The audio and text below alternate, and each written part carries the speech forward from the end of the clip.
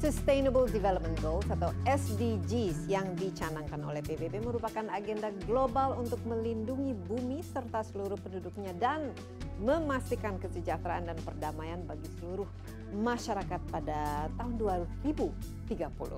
SDGs terdiri dari 17 tujuan dan 169 target yang meliputi aspek sosial, ekonomi, dan lingkungan. Prinsip inklusif dalam SDGs memastikan tidak ada seorang pun yang terlewatkan dalam pembangunan, termasuk juga anak-anak. Apa saja indikator SDGs yang terkait dengan anak dan sejauh mana pencapaian SDGs terkait anak di Indonesia? Kita akan bahas dalam Insight kali ini masih berkaitan dengan Hari Anak Nasional. Bersama saya, Desi Anwar.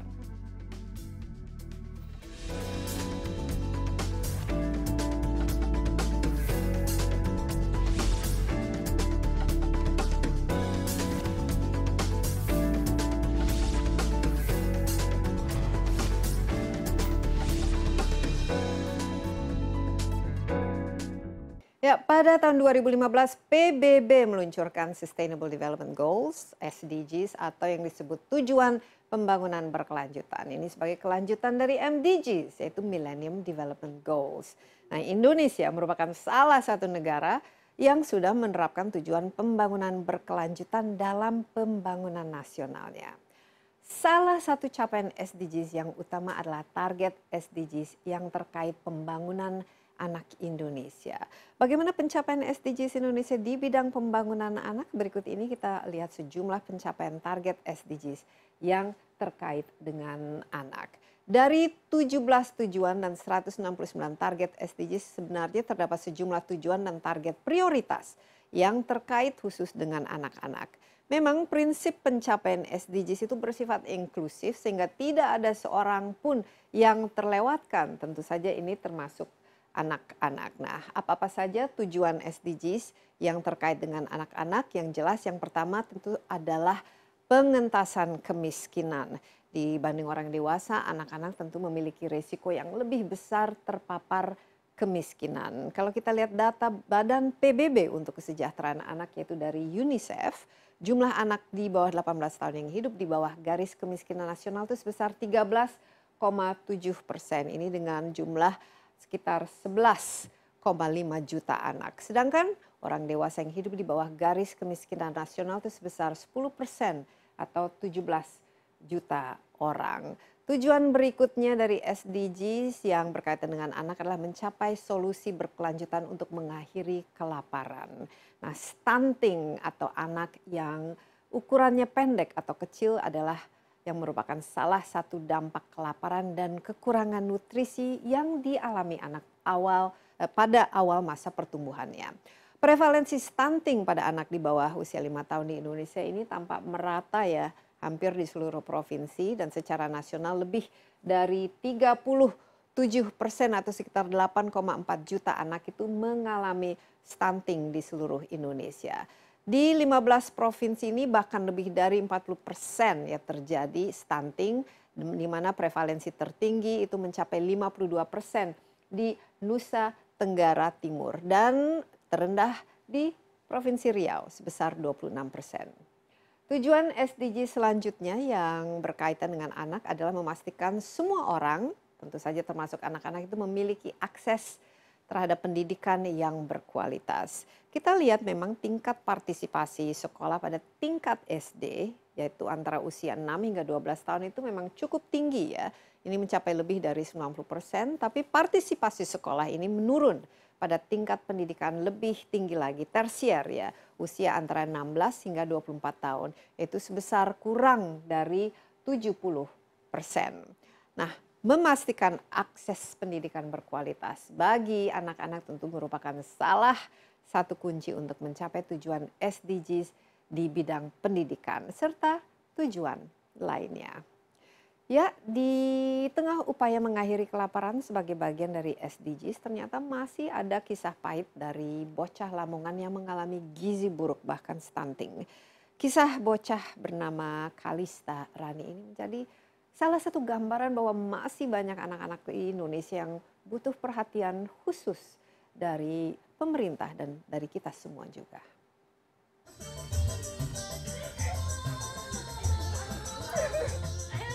Tubuh mungilnya tidak menghalangi bocah 4,5 tahun ini untuk beraktivitas. Namanya Kalista Rani. Sejak berusia 5 bulan ia sudah divonis menderita gizi buruk bahkan stunting atau pendek. Semenjak saat itu berat dan tingginya sulit untuk bertambah bahkan cenderung turun. Di usianya yang sekarang pun berat badan Kalista hanya 8,7 kg dan tinggi 87 cm. Padahal di usia tersebut normalnya berat badan anak minimal 13 kg. Kesedihan pun bertambah saat Kalista berusia 3 tahun, ia terserang gejala hidrosefalus dan dioperasi. Hal itu membuat ada selang yang terpasang di kepala Kalista yang harus digunakan seumur hidupnya. Sumber penghasilan orang tuanya pun tak menentu. Ibunya tidak bekerja dan ayahnya buruh serabutan. Selama ini pengobatan dan asupan gizi Kalista bergantung dari BPJS dan bantuan dari puskesmas setempat. Tak jarang pula Kalista mendapatkan perlakuan tidak menyenangkan. Ya, menyedihkan Mbak, kalau dibanding-bandingkan sama anak yang lain. Aslinya aku ya sedih Mbak ya, aslinya. Yes, diterima aja lah.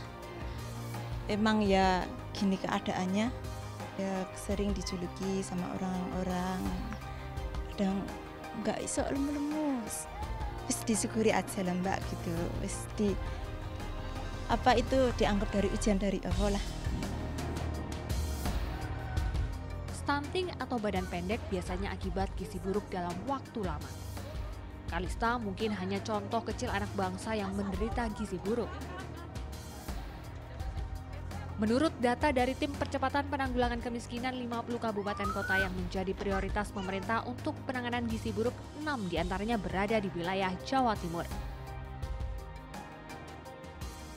Sementara itu, Dinas Kesehatan Jawa Timur menepis data tersebut dengan survei pemantauan status gizi atau PSG.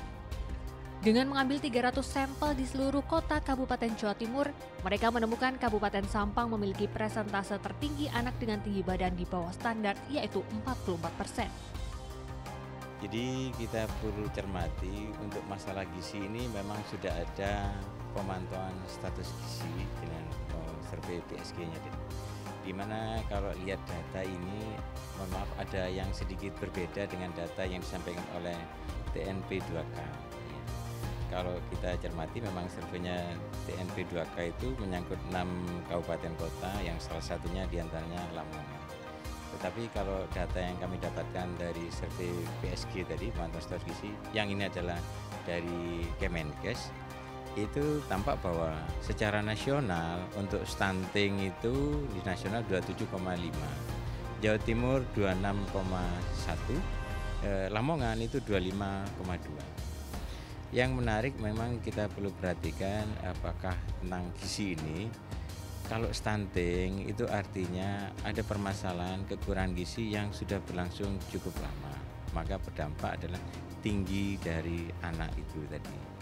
Kalau yang fase akut maka tampak pada berat badan. Itu yang perlu. Oleh karena ketika menyebut ini gizi kronis, mungkin kita perlu sepaham dulu apa yang dimaksudkan supaya tidak salah persepsi.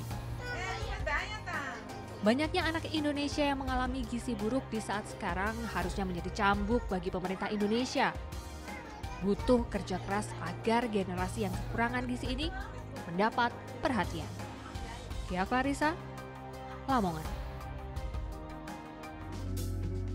Ya, setelah yang berikut ini kita akan membahas tujuan pembangunan berkelanjutan SDGs, terutama yang terkait dengan anak. Kita akan hadirkan narasumber di studio, tetaplah bersama Insight.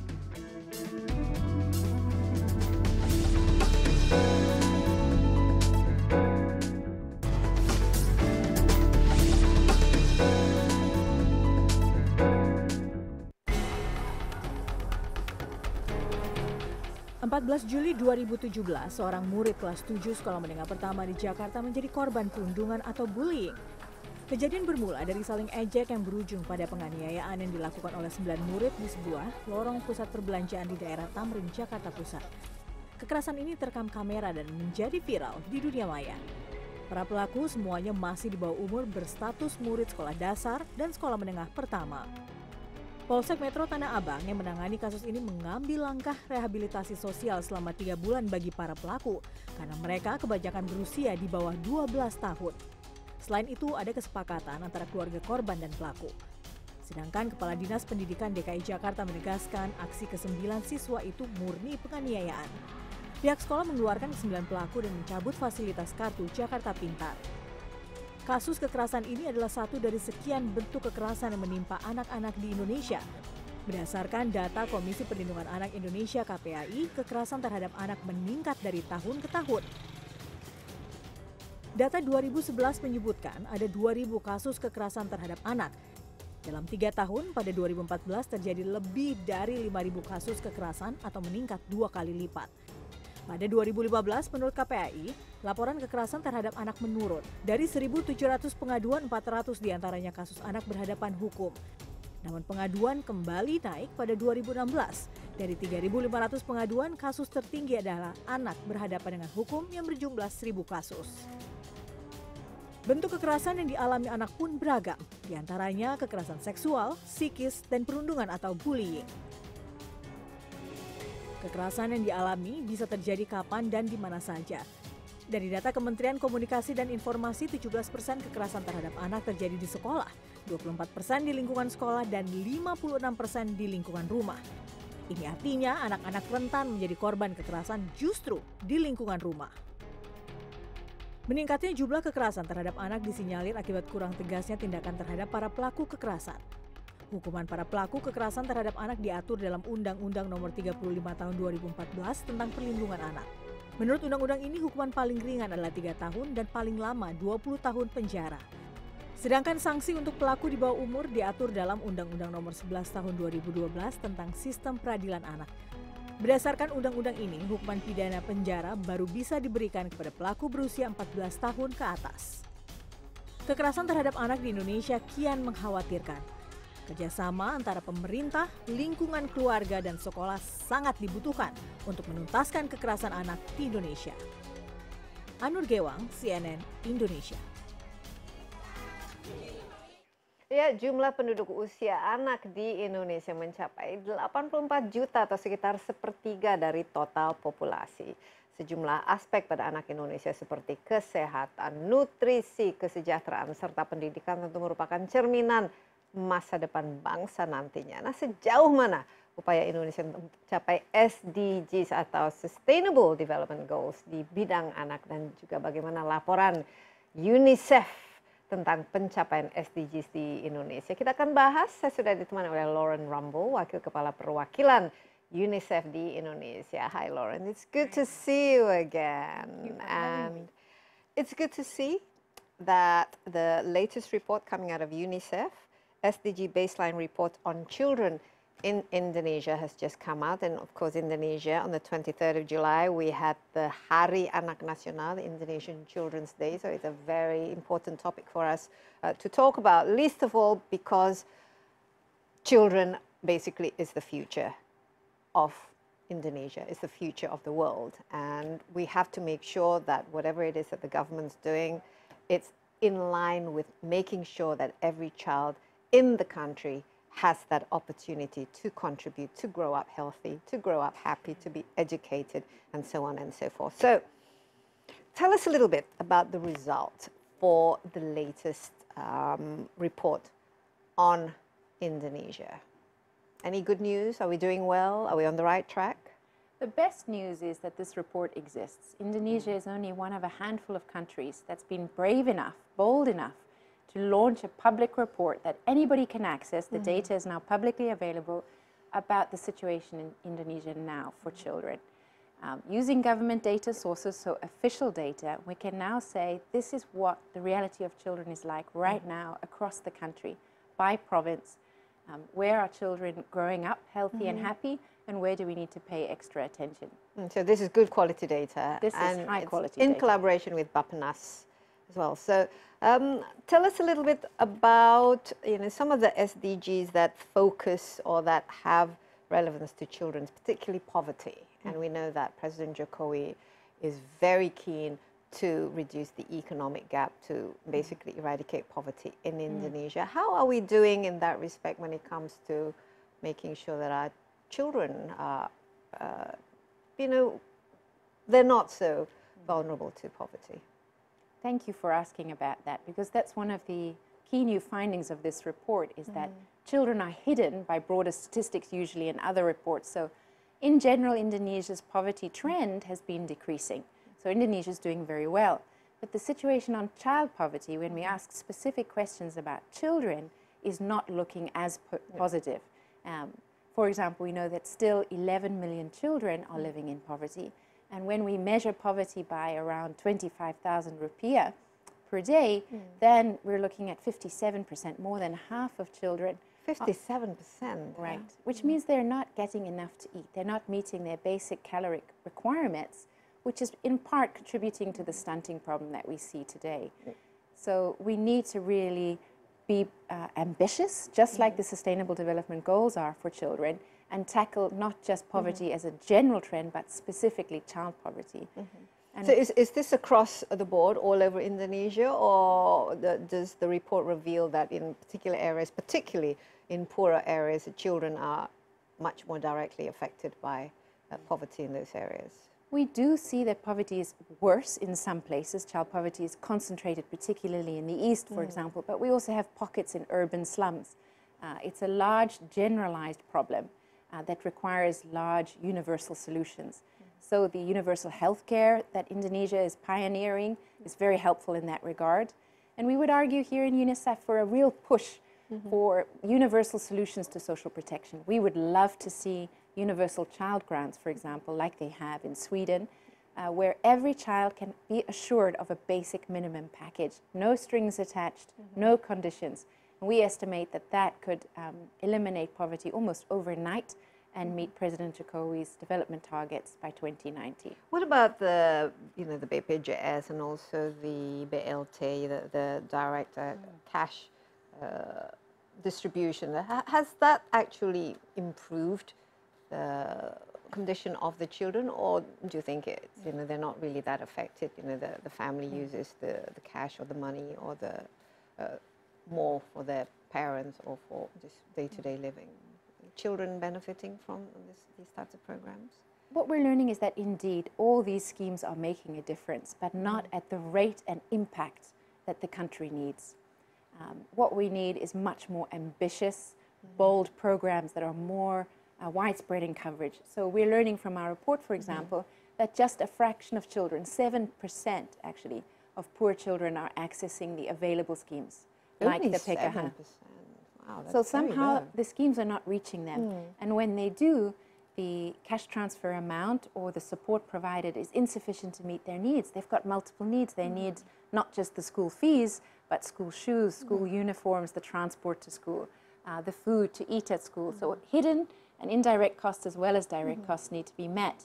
And that's why we're really quite large proponents of more universal schemes that are less costly to administer, so less complicated, not as many administrative procedures required, cheaper in that way, saving the government money in bureaucracy, but getting more money to children and families where they need it. Would you find that in poorer areas, or parents that are more economically challenged, so to speak, how much priority do they actually, put towards ensuring that the children are number one, so to speak, or are the children sort of, priority number 3, 4, or 5 compared to the other, the needs that the household faces?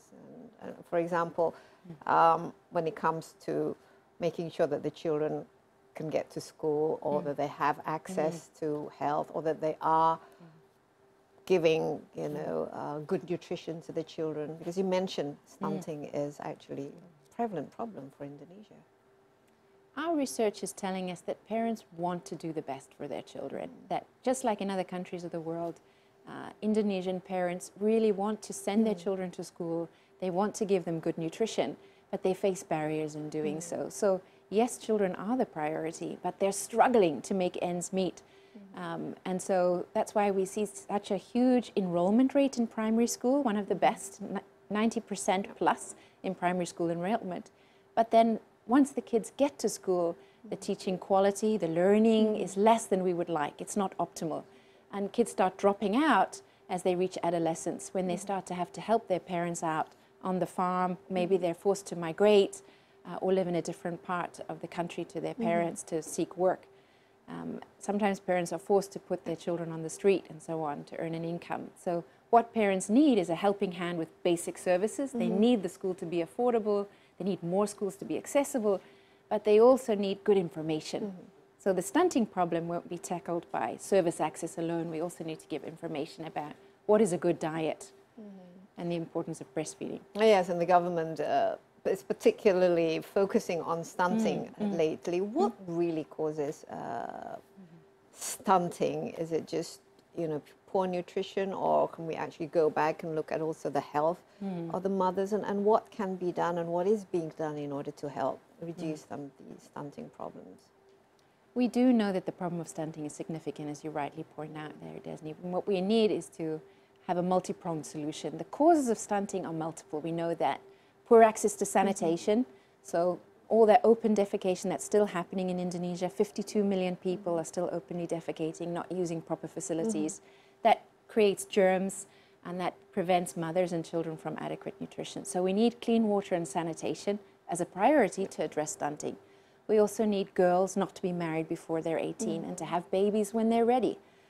Too early on, those babies are more at risk of stunting. So multiple solutions for a rather complicated problem. But fortunately, we know what causes the problem in Indonesia. What we need to do now is work very hard, particularly with the private sector, to match the legislation and the actions to those and come up problems. with good implementable programs that can actually achieve the results. We say we only have 2030 in order to The race is on. Yeah, the race is on. So let's discuss about how we can achieve that race. We'll take a little break, Lawrence. Do stay with us. Kita akan kembali setelah yang berikut ini, pembahasan mengenai pembangunan berkelanjutan khusus untuk anak-anak dalam kerangka SDGs atau Sustainable Development Goals. Tetaplah bersama Insight.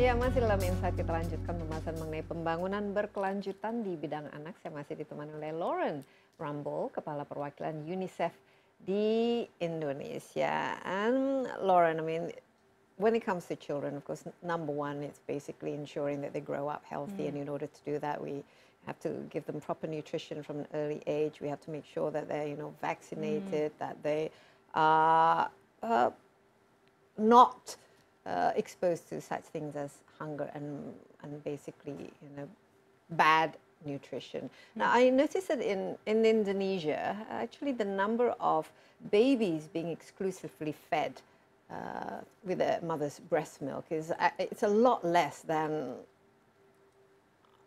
what it should be, and as we know that mother's milk is still the best. So where do you see the problem is? Is it through the lack of education, or is it because mothers, particularly the poor mothers in general, they don't produce enough milk, or what do you see as the main cause of that?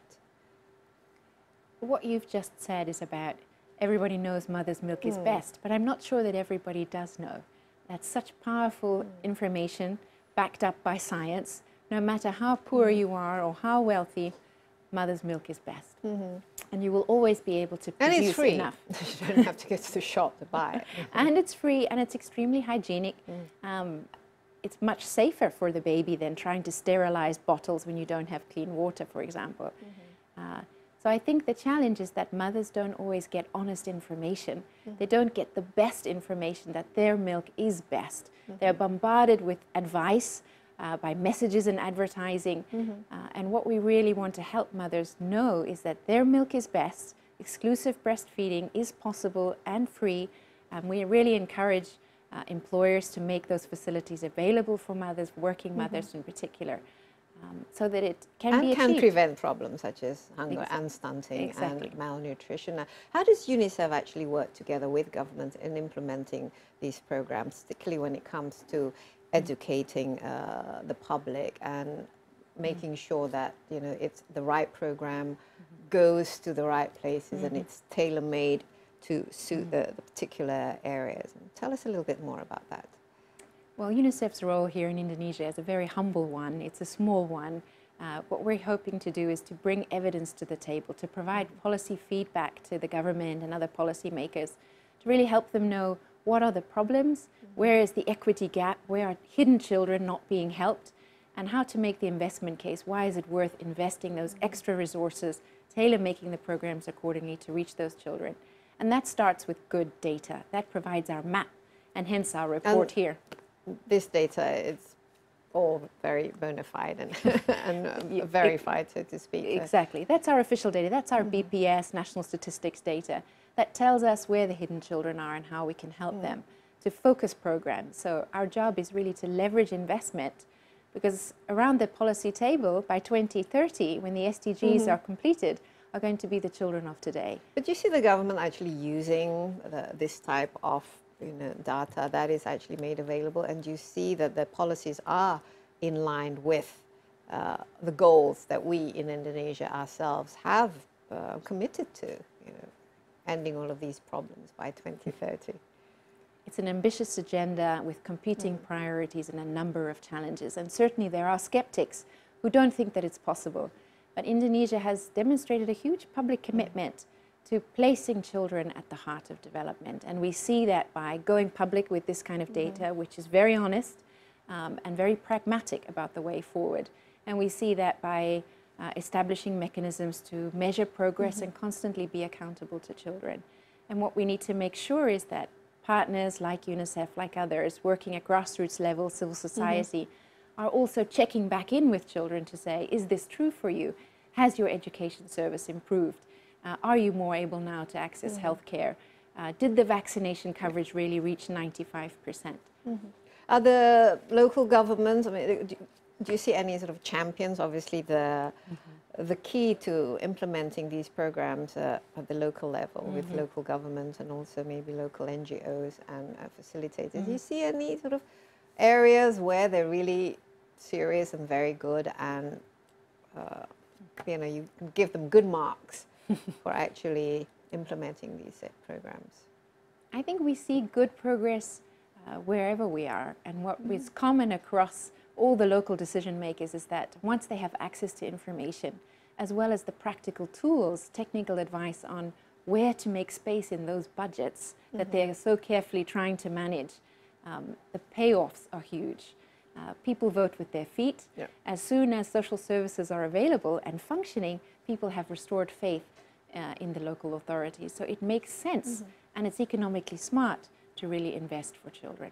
The other thing that I think the National Children's Day is one of their wishes that they impart to President Jokowi, and also it's often we discuss about this, is very young girls getting married off well before they're ready, under 18 and so on and so forth. How do you see the best way in order to kind of, and it's difficult to change on the sort of the law level or the legal level. What do you think is as the best way? Because as you mentioned,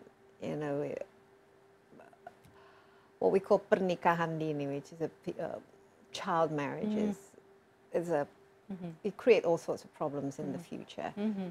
How do you think this should be addressed in Indonesia? Well, this is another aspect of the report under Goal 5, SDG Goal 5, where the government has come out and said, indeed, we've got a problem. We're still looking at 300,000 girls getting married before their 18th birthday every year. And that has huge negative consequences for their children and for their lives. They're more likely to drop out of school, 12 times more likely once they're married. And what does the data tell us is the causes of this child marriage? Is it social norms? Some people believe it's because people are ignorant. Actually, the data is very strong and tells us that poverty is the driving factor behind child marriage. That parents don't want to marry their daughters off before they're ready, but they simply don't have other economic options. And it seems in the short run, by marrying your daughter, that you're relieving the household of a burden, an extra mouth to feed, but in the long run, that is a huge loss to the immediate community and to the country. We estimate that child marriage costs Indonesia between 1% and 3% of GDP every year in lost schooling years and productivity and in healthcare. And also in basically creating a generation that will not be able to contribute, in the best possible way, they will be sort of more of a liability as opposed to an asset as a generation if they're malnourished, or if they're born into poverty and they create more poverty. And what's your take on government's effort to really close this sort of economic gap, and is it successful so far? I mean, you know, especially on the individual sort of provinces, as opposed to looking at it on a macro level, where it looks as if Indonesia is doing quite okay. I mean, Indonesia is not doing okay when it comes to the overall level. 300,000 girls is just too high. But if we had two graphs next to each other, we'd see that both child poverty and overall poverty and child marriage are declining in the past sort of 2 decades. But we're then paused. Progress has paused. We're failing to really get that last, as you call it, gap. And that's where we need these radical solutions, like, for example, universal child grants. If we could help households, those ones that are living on less than 25,000 rupiah per day, to access minimum services and minimum nutrition, we would conquer that relatively soon.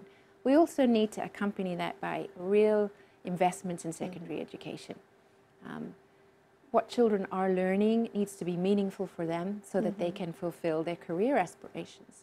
And education has to catch up to meet those aspirations. And finally, we need to join this movement of girls' empowerment and gender equality. Coming from a family of strong women, you would understand the importance of role models in both father figures and in mothers who show daughters that anything is possible. Yes, and they can actually contribute very much positively to the society. As a matter of fact, you know, more girls, they can actually enter higher education, they pass more exams and so on, but then the opportunity ends up, you know, at some point, it's difficult for them to make the right choices. But just very quickly, this idea of 25,000 rupiah a day, I mean, even that is not sufficient, right? If we increase to 50,000 rupiah a day, so the number of those people in poverty, the number of people in needs actually is much higher. Well, by our calculations, and we've done some rather complicated statistical modeling and economic analysis on this, but we estimate that we can, together with the government, reduce poverty and child marriage and all the things that go with it by 50% by 2019 with the right solutions. So we're estimating a universal child grant would mean between 200,000 and 300,000 rupiah per month to a household with a child 0 to 6 years. So relatively easy to do. And would solve quite a few problems in one. I think that's a very good idea, some kind of child benefit. But exactly. We have to make sure that it actually goes to the child, right? So it's not used by the father to buy his cigarettes, for example. You know, that's actually a common myth. What we found in programs where this happens is that almost universally parents invest in food and education as #1 priorities. Okay, well, that's great. Well, let's hope that we can achieve our target by 2030. The clock is ticking. So thank you very much for being with us, Lauren, and we look forward to the next report on the SDGs progress in Indonesia, particularly on Indonesian children. Thank you so much. It's been a pleasure. Setelah yang berikut ini kita akan lanjutkan pembahasan mengenai pembangunan berkelanjutan di bidang anak. Saya akan ditemani oleh narasumber lainnya. Tetaplah bersama Insight.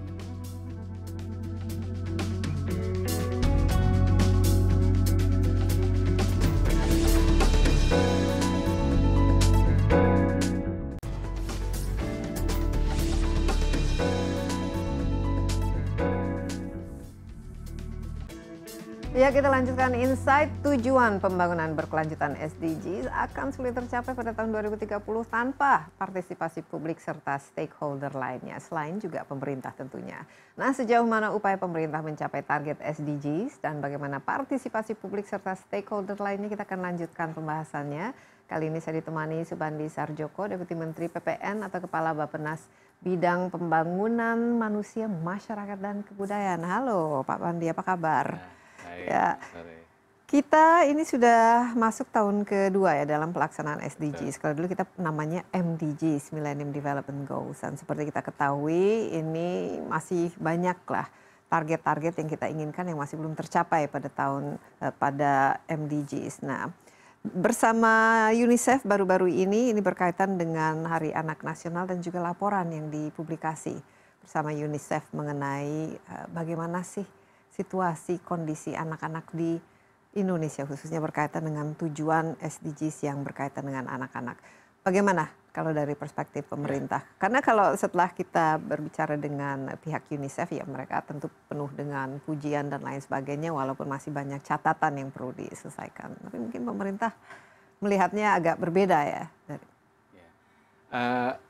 Kebetulan bulan yang lalu, pertengahan Juli 2017, Bapak Menteri Bappenas, Bapak Menteri Perencanaan Pembangunan Nasional, Kepala Bappenas, mewakili Indonesia dalam High Level Political Forum di PBB. Di PBB, di New York. Ya. Dan beliau, Indonesia adalah satu dari 43 negara yang menyampaikan voluntary national report di PBB tersebut. Jadi tidak diharuskan, tapi ini dengan secara sukarela ya. Jadi Indonesia itu satu dari contoh dunia untuk yang melaksanakan secara baik SDGs. Memang kita sejak dideklarasikan September 2015, waktu itu dihadiri oleh Bapak Wakil Presiden, dan sekarang kita sedang mempersiapkan pelaksanaannya.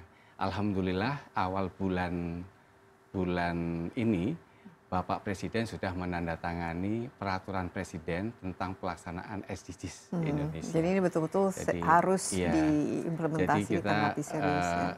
Insya Allah dengan ditandatanganinya Perpres ini menjadi basis kita untuk bergerak cepat mencapai tujuan-tujuan yang sudah kita sepakati. Dan kenapa ingin memberikan laporan secara sukarela, padahal kan tidak terlalu dibutuhkan atau bukan keharusan ya Pak Bandi? Apa yang memotivasi pemerintah untuk melakukan itu?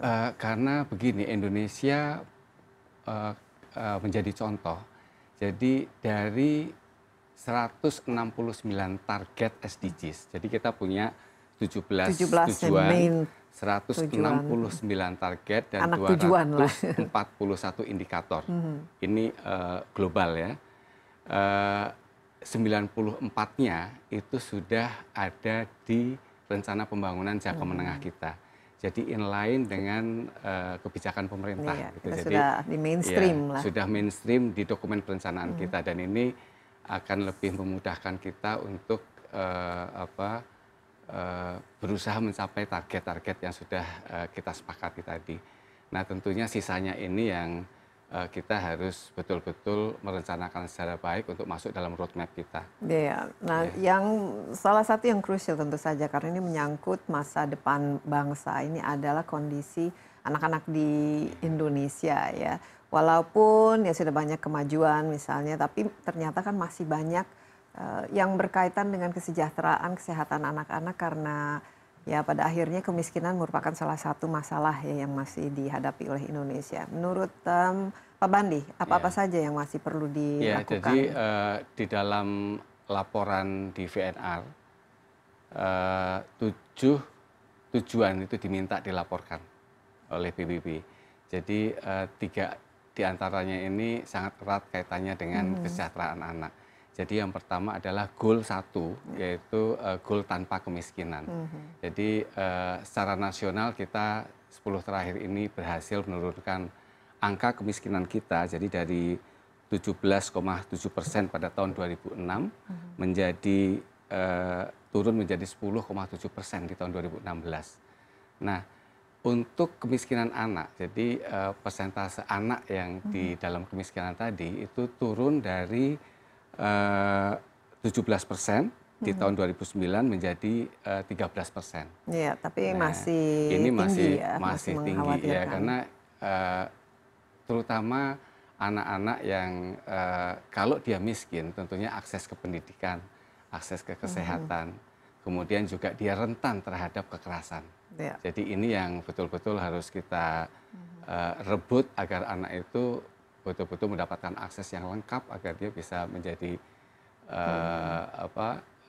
menjadi pemuda yang nanti Iya, masa depannya produktif. Ya, kalau anak kita memiliki bonus demografi, tapi tidak akan jadi bonus ya Betul, kalau ya. kualitas dari manusianya itu adalah Kemudian, kurang, mereka tidak produktif. Kemudian tujuan yang lain adalah tujuan tanpa kelaparan. Jadi di sini Indonesia sudah mampu menurunkan angka stunting, tapi ternyata angkanya masih sangat tinggi. Jadi khususnya di daerah-daerah tertentu ya, seperti di daerah timur. Di daerah timur, iya. Tapi stunting ini bukan hanya terjadi pada masyarakat miskin, ternyata orang kaya pun ada anaknya yang kurang gizi misalnya. Ini kan masalah awareness juga. Iya, di samping edukasi juga, mungkin. Nah, ini yang angkanya di tahun 2016 itu masih di level 33%. Jadi ini yang harus memerlukan perhatian serius untuk kita turunkan, terutama pada fase 1000 hari pertama kehidupan. Jadi ini adalah fase yang sangat kritis agar kita bisa menangani anak-anak itu agar dia tidak menjadi stunting begitu ya. Dan selama ini apa saja yang menjadi kendala ya dalam mencapai target SDGs khususnya untuk anak-anak ini? Walaupun sudah berhasil mengurangi, tapi sebenarnya masih banyak sekali yang harus dilakukan ya. Apa yang paling sulit sebenarnya Pak Bandi? Apakah ini sumbernya itu pada akhirnya karena kemiskinan itu sendiri atau kurangnya tadi disebut edukasi, pemahaman? Upaya kita untuk meningkatkan kesejahteraan anak ini bukan hanya 1-2 kementerian yang bekerja, karena anak untuk tumbuh berkembang secara sehat, kemudian dia menjadi anak kreatif, menjadi anak yang cerdas, dia itu harus terpenuhi kebutuhan esensialnya. Jadi pendidikannya, kesehatannya, gizinya, kemudian parenting yang bagus dari orang tuanya, dan tentunya dilindungi dari kekerasan. Ya. Lingkungannya juga harus sangat mendukung jadi, ya. saya ambil contoh untuk stunting. Ini yang harus dikerjakan lintas sektor. Jadi ini yang betul-betul sedang dikoordinasikan oleh Bapak Wakil Presiden untuk bagaimana upaya setiap kementerian siapa harus mengerjakan apa itu yang sedang kita lakukan. Iya, mungkin kita break sebentar, tapi yang jelas kolaborasi bersama stakeholder lain itu harus jalan. Nah, bagaimana dan selama ini mungkin kira-kira bentuk kerjasamanya dan juga apakah ada kendala yang dialami dalam melakukan kolaborasi, kita akan lanjutkan. Bandi, setelah yang berikut ini pembahasan khusus mengenai tujuan pembangunan berkelanjutan fokus kepada kesejahteraan anak. Tetaplah bersama Insight.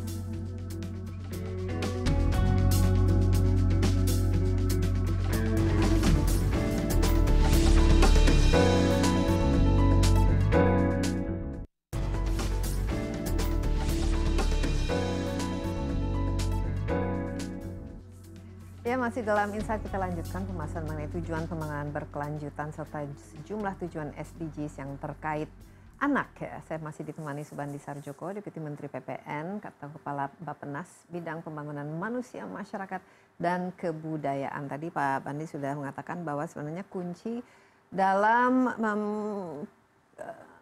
menangani ya masalah anak ini itu harus berkolaborasi dengan berbagai stakeholder tentu saja, dan di sini posisi Bappenas lah istilahnya kunci ya dalam memastikan bahwa semua program-program ini dijalankan ya, seperti misalnya NGOs kan juga terlibat dan juga departemen dari kementerian lain dan macam-macam lah, termasuk tentu saja sekolah, orang tua dan lain sebagainya. Nah, kalau kita melihat salah satu yang masih mengkhawatirkan itu masalah gizi, yang akibatnya bukan saja stunting ya, tapi kan juga salah memberikan makanan, misalnya obesitas itu juga sekarang semakin meningkat ya. Apa kira-kira cara terbaik untuk mengatasinya Pak Bandi, dan bagaimana kolaborasi dengan berbagai stakeholder itu diimplementasi atau dikerjakan?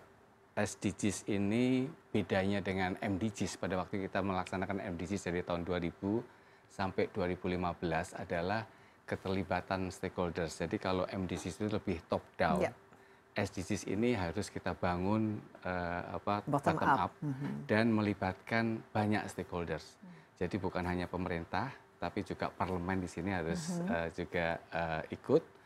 kemudian CSO, kemudian Civil society, bisnis ya. dan filantropi, karena dia berperan besar juga. Dana bukan hanya dari pemerintah, tapi mereka juga sebenarnya siap memberikan pendanaan untuk meningkatkan kesejahteraan rakyat kita.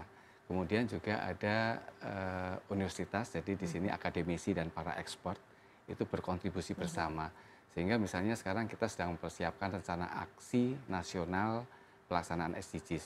Jadi untuk durasi sampai 2019 kita akan mempunyai run pertama. Jadi sampai 2030 kita akan punya roadmap dibagi menjadi 3 rencana aksi. Dan bukan hanya nasional, yang penting adalah sampai ke tingkat daerah. Ya, nah jadi ini daerah mempunyai rencana aksi daerah. peran pemerintah daerah ini sangat krusial dalam hal ini. Oke, kembali ke contoh stunting ini, apalagi ini kan lebih sering di daerah yang juga ada kaitannya dengan kemiskinan, kekeringan, dan juga mungkin dari segi akses terhadap pendidikannya juga kurang. Bagaimana ini strategi yang diimplementasi supaya menurunkan angka stunting atau kekurangan gizi? Ya, jadi yang pertama tentunya ketersediaan pangan yang cukup dan aman. Kemudian yang kedua yang dikonsumsi itu betul-betul yang bergizi untuk anak kita. Jadi di sini bukan hanya kesiapan dari Kementerian Kesehatan, tapi seluruh kementerian yang terkait, misalnya bagaimana penyediaan air minum dan sanitasi. Ini sangat vital, karena kalau tidak ada ini percuma saja kita memperbaiki gizi anak, mudah diare misalnya. Nah ini harus kita sediakan juga. Kemudian tentunya pendidikan. Jadi pendidikan ini termasuk pendidikan kepada anak-anak gadis kita. Jadi pada waktu mereka di usia remaja, mereka tidak boleh anemia misalnya. Apalagi pada waktu mereka memasuki jenjang pernikahan dan mereka harus sehat begitu ya. Karena kalau mereka anemia itu resikonya adalah kematian pada waktu melahirkan atau dia melahirkan bayi yang tidak sehat. Iya, dan juga mungkin harus ada semacam edukasi supaya tidak melakukan pernikahan diri khusus bagi orang tuanya. Betul, gitu. jadi salah satu capaian kita untuk bagaimana meningkatkan kesetaraan gender adalah usia perkawinan dini itu ternyata masih tinggi. Jadi menurut survei, jadi masih ada 12%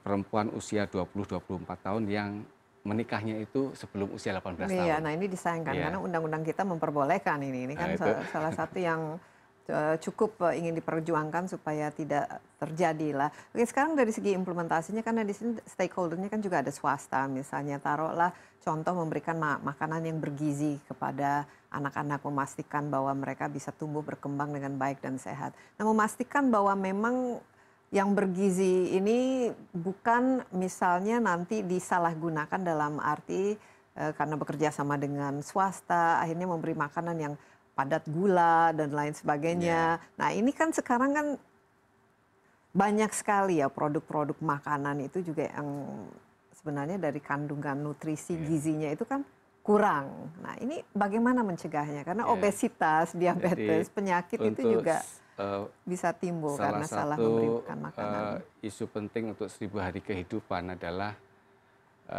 bagaimana kita meningkatkan ASI eksklusif. Jadi 6 bulan pertama itu harus ASI eksklusif.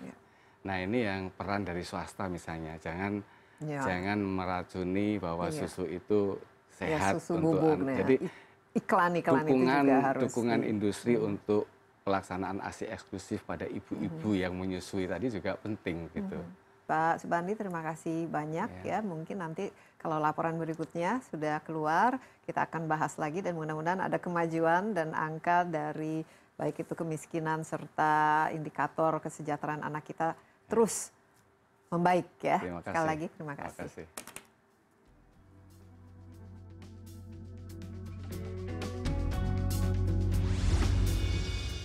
Pencapaian Indonesia dalam NDGs pada tahun 2015 harus menjadi pelajaran bagi pemerintah untuk memperbaiki pencapaian SDGs hingga tahun 2030.